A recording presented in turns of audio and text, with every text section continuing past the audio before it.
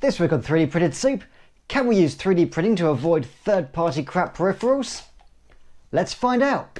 That's right after this.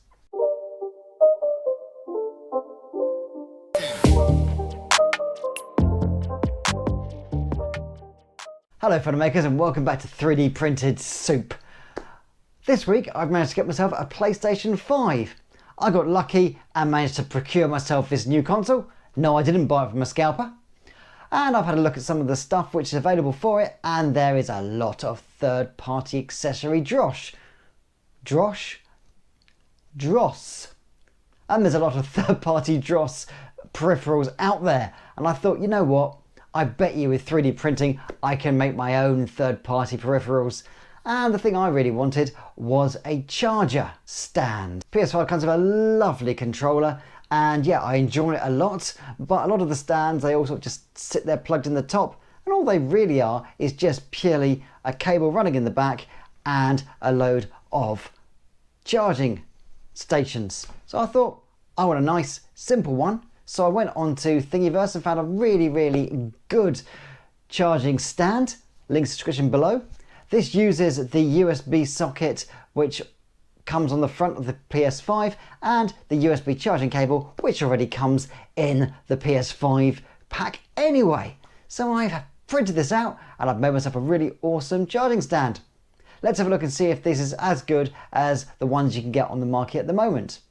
Not the PlayStation's official one, that one's really actually quite nice, but the horrible ones you get from AliExpress or Wish.com. So we're going to get on and print ourselves a really cool charging stand for the new PS5 controller. Before we do, however, thanks to everyone who's liked and subscribed. Huge amounts of thanks for getting to 560 subscribers.